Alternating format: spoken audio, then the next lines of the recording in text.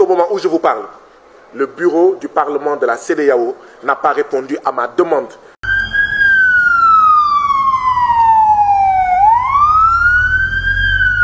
Quand vous dénoncez, pourquoi vous restez dedans?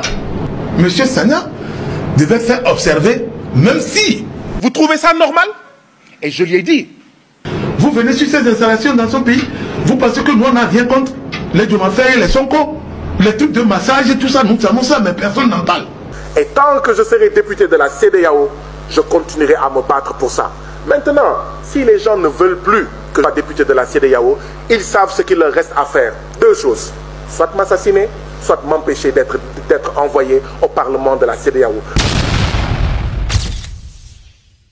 Un étranger vient chez vous pour faire la conférence et vous l'attaquez. Vous organisez des bandes de bandits pour interrompre leur conférence et attaquer Guy Marius Sagna parce que ce qu'il est en train de partager vous fera perdre de l'argent. Vous n'aurez plus la possibilité de voler l'argent du peuple. Ne sois même pas dans le bleu. Tu sauras ce qui se passe dans cette vidéo. La personne que tu as en face de toi s'appelle Guy Marius Sagna. C'est un Sénégalais qui a participé à des méga conférences au Togo. Et ce qu'ils lui ont fait par la suite va totalement vous laisser sans voix. Des autorités togolais ont décidé de financer des bandes de bandits pour interrompre leurs conférences et tabasser l'étranger qui est sur les territoires. Et comme cela ne suffisait pas, l'étranger a décidé de porter plainte. Et qu'est-ce qu'ils ont fait? Ils ont rejeté sa plainte. Au Togo, il n'y a plus la démocratie, mais c'est la dictature qui règne dans ce pays. Ces gens ne sont même pas cagoulés, ils n'ont pas caché leur face. Non, ils sont venus en pleine journée interrompre leur conférence et l'attaquer physiquement devant les caméras. Cela prouve à quel point la dictature a pris le dessus dans ce pays appelé le Togo. Et quand il a décidé de porter plainte, qu'est-ce qu'ils ont fait? Ils ont rejeté sa plainte. Mais n'oublie pas ceci, Guy Marius Sagna, c'est aussi un être humain et un citoyen sénégalais qui ne lâche pas l'affaire. Ce qui s'est passé par la suite va totalement vous laisser en voix. Écoute attentivement ce qui s'est passé. Il a tout déclaré. Regarde cette vidéo. Il vous a tout déclaré, détail par détail, ce qui s'est produit ce jour-là. Regarde seulement cette vidéo.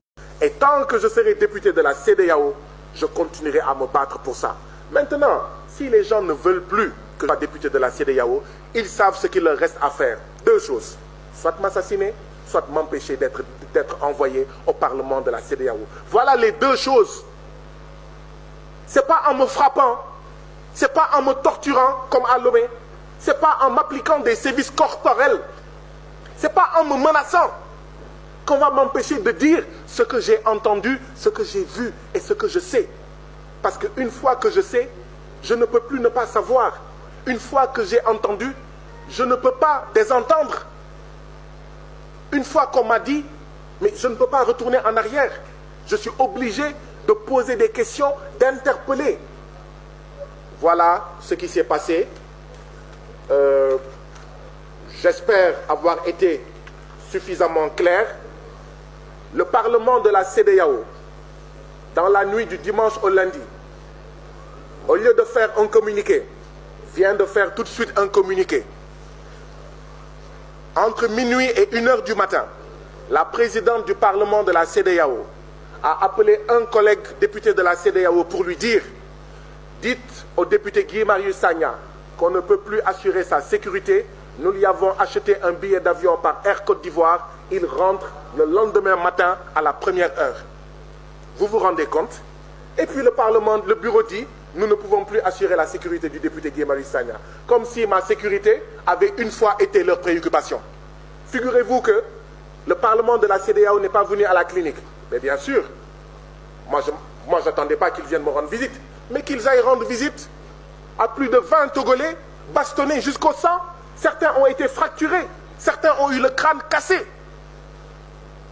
Et c'est aujourd'hui seulement qu'ils sortent un communiqué parce qu'ils ont entendu dire que Guy Marius Sagna fait une conférence de presse. Et elle dit, dites à votre collègue, nous ne pouvons pas assurer sa sécurité. Nous avons acheté un billet Air Côte d'Ivoire. Il n'a qu'à rentrer. Moi, je ne voulais pas rentrer. Je voulais rester jusqu'à la fin. La fin, c'était le 3 octobre. Pas le 30. Pas le lundi 30. Mais tout le monde a fait pression pour dire, mais toi, même la clinique où tu es là, tu n'es même pas sûr, ils peuvent venir te trouver dans la clinique. De toute façon, les médecins, les sages-femmes et les infirmiers ne sont pas formés pour faire face à des nervis du parti de Faure et Adema. Et c'est l'occasion pour moi de remercier le gouvernement du Sénégal. Des comportements inciviques, des comportements inhumains quelqu'un quitte dans son territoire, vient faire des conférences chez vous, parce que vous savez très bien que cette personne cherche la liberté de l'Afrique, cette personne cherche le développement des peuples africains, vous savez très bien que ces propos ne vont pas à votre avantage, alors ils ont décidé de faire quoi? D'organiser des bandes de bandits qu'ils ont financé, interrompre lorsque Guy Marius Sagna était en train de parler. Il avait pris la parole. Brusquement, ces gens sont entrés et se sont mis à tabasser Guy Marius Sagna. Il était gravement blessé, a été rapidement pris en direction de l'hôpital. Et ce qui va plus vous étonner, la scène s'est produite en pleine journée. Ce n'est pas la nuit. Ce qui s'est produit ce jour n'était pas la nuit. C'est en pleine journée. Et ces gens ne sont même pas masqués. Ils ne sont pas masqués tellement qu'ils savent très bien que leur arrière est bien sécurisé. Ils ont attaqué automatiquement Guy Marius Sagna. Cela, leur acte prouve déjà comment le Togo est sous dictature. Ce n'est pas la démocratie. Parce que quelqu'un qui est en train de se battre juste pour l'évolution de vous, votre pays, il a quitté son pays. Venir dans vous, votre pays, chercher vous, votre bonheur. Il y a vos autorités qui ont financé certaines têtes pour attaquer cette personne. Cela veut dire automatiquement que Guy Marius Sagna va à leur rencontre et ce qu'il est en train de partager va à leur désavantage. Cela va fermer beaucoup de portes et n'auront plus la possibilité de piller certains biens du peuple. Comme cela ne suffisait pas, qu'est-ce qu'ils ont fait? Guy Marius Sagna a porté plainte et la plainte a été rejetée. Vous voyez comment l'être humain est vraiment cruel. Vous voyez comment les Togolais souffrent dans la main de certaines autorités. Non, soyons clairs. Voyez vous-même ce qui se passe au Togo. Guy Marius Sagna, c'est quelqu'un de grand dans son pays. C'est quelqu'un de respecté au Sénégal qui a été agressé au Togo. Maintenant, imagine les personnes qui ne sont même pas connues. Des personnes qui n'ont même pas les pieds sur terre, qui n'ont même pas de soutien. Regardez seulement comment il maltraite ces personnes. Si Guy Marius Sagna, qui est une autorité dans son pays, a été malmené, agressé au Togo, imaginez les frères togolais, les Togolais même, qui sont au Togo. Imaginez comment on les maltraite. On appelle ça la dictature. C'est la dictature pure dans ce pays. Quand tu essaies de dénoncer quelque chose qui va mal, quand tu essaies de donner ton point de vue sur quelque chose qui ne marche pas, automatiquement tu feras la prison. C'est-à-dire au Togo, les autorités vivent tout comme ils sont des dieux. Ce sont eux qui décident de ce qui doit être et de ce qui ne doit pas. C'est-à-dire c'est eux-mêmes qui ont conçu le Togo, c'est eux-mêmes qui ont créé le Togo, qui ont fondé le Togo. Et ce sont eux qui sont en train de le gouverner. Personne n'a le droit de mettre la bouche dans eux, leur projet, ni dans leur programme de reconstruction. Et quand on parle de reconstruction, il y a quelle reconstruction dans ce pays? Si vous allez juste sur l'internet, vous n'avez pas besoin de mettre votre pied au Togo avant de savoir ce qui se passe dans ce pays. Allez juste sur le net, tapez le campus de Lomé.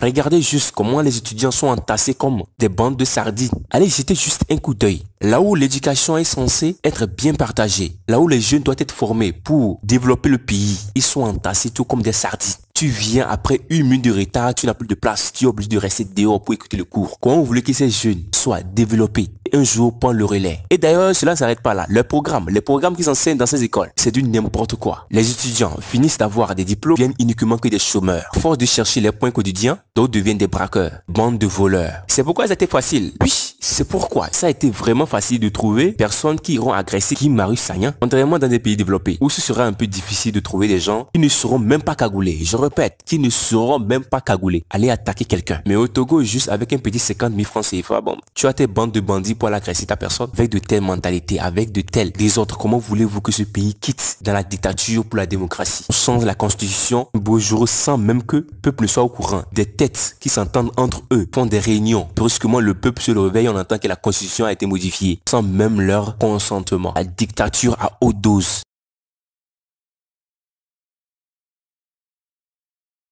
Nous sommes même chose, comme le disent certains, nous sommes un, nous appartenons à une même Afrique et rien d'autre. Oublions les questions de frontières, oublions les questions des institutions communautaires qui sont censées même maintenir la paix et la sécurité dans nos pays et que parfois, à cause de leur propre faillite, nous rencontrons des situations dramatiques. Donc, mes frères et sœurs, pour finir, je vous appellerai tous au calme, à la paix et aussi aux prières. Je ne peux que souhaiter ici prompt rétablissement et du courage à l'éminent député à la CEDEAO, M. Guy Marius Sagna. Mais je pense également que certaines personnes ne doivent pas aussi rester trop égoïstes, car ici, il n'y a pas que le Sénégalais qui a été victime de cette agression. Il y en a eu des victimes collatérales, aussi des victimes directes ou par ricochet. C'est normal, finissent par voir ce même peuple les ramasser du riz jeté dans la poubelle. Regarde très bien cette image, ce ne sont pas des animaux que tu es en train de regarder, ce sont des êtres humains. Oui, ce sont des êtres humains, nationalité togolaise. Et si tu ne vois pas clairement ce qu'ils sont en train de faire, ils sont en train de ramasser du riz jeté à la poubelle. Une société a vu que le riz est déjà périmé, ils ont décidé d'aller le jeter, tellement que le peuple a faim, tellement qu'ils ont faim, ils se sont mobilisés pour aller ramasser, pour aller tout ramasser. Bizarrement, ce sont ces mêmes personnes que vous allez voir le jour qu'on va dire qu'il y a élection. Allez voter tel ou tel, ce sont ces mêmes personnes qui vont crier, allez s'aligner, plein soleil, encore qui vont piller les biens du pays. Vous voyez que parfois c'est normal que certaines personnes vivent une vie parfois pitoyable parce que quand la tête ne réfléchit pas, c'est tout le corps qui souffre. Il faut le retenir. Quand la tête ne fonctionne pas très bien, quand la tête ne sait pas comment faire des choix, comment choisir, c'est tout le corps qui souffre. Ces mêmes personnes qui sont en train de ramasser du riz jeté, il suffit tout simplement de les appeler, de les interroger, juste en les demandant qui tu veux voter, qui est parmi les personnalités politiques, qui sont les personnes que tu aimes vraiment, les personnes que tu veux qui gouvernent ce pays. Attendez juste la réponse qu'il va vous donner. La liste des personnes qu'il va citer, vous allez retrouver uniquement que des bandes de dictateurs qui sont en train de nuire lui-même à sa vie sans qu'il le sache. C'est pourquoi, quand la tête ne réfléchit pas bien, c'est tout le corps qui souffre. Le riz qu'ils sont en train de ramasser là-bas, la plupart de ces femmes, vous allez voir que ce sont des revendeuses qui vont aller vendre au bord de la route aux gens. Pauvres gens, après vous allez entendre que telle personne est un malade, ne sait pas ce qui s'est passé, il est mort. Après, c'est pour aller accuser un vieux dans un village que c'est le vieux qui l'a tué à la sorcellerie. Vous voyez comment le Togo souffre mentalement, qui fait souffrir totalement le corps. Normalement, ces genres de vidéos, on peut dire que ce sont des actes de 1990, 1960. On va encore dire qu'avec l'évolution de la technologie, avec l'évolution de tout ce que nous voyons, il y a encore un peuple qui est capable d'aller ramasser la nourriture jetée à la poubelle. Ces mêmes populations, quand on va encore les interroger, qui voulez-vous qui gouverne votre pays pour un développement de votre territoire, vont encore choisir un vrai salaud qui va encore piller, détourner les fonds du peuple. C'est pourquoi on le répète encore, quand la tête ne réfléchit pas, c'est tout le corps qui souffre. Et bien sûr, on sait très bien que c'est pas si facile de répondre à un problème de 7 à 8 millions d'habitants, je pense au Togo là-bas, sont 7 ou 8 millions d'habitants. On sait très bien que c'est pas facile de répondre à un problème de 8 millions d'habitants. Mais au moins le peu qu'on peut changer, il faut qu'on le change. Au moins le peu qu'on peut améliorer pour cette population, il faut le faire. Regardez très bien, l'océan du Togo est placé parmi les océans les plus profonds de l'Afrique de l'Ouest, même de l'Afrique. Posez-vous la question, tout ce qu'on transporte, tous ces marchés, toutes ces ressources de ce pays, où sont-ils passés? Le Togo, c'est pas un pays plus grand que ça. C'est 56 600 km², pas si grand. Mais venez voir ces problèmes. Ces problèmes même dépassent 60 millions de km².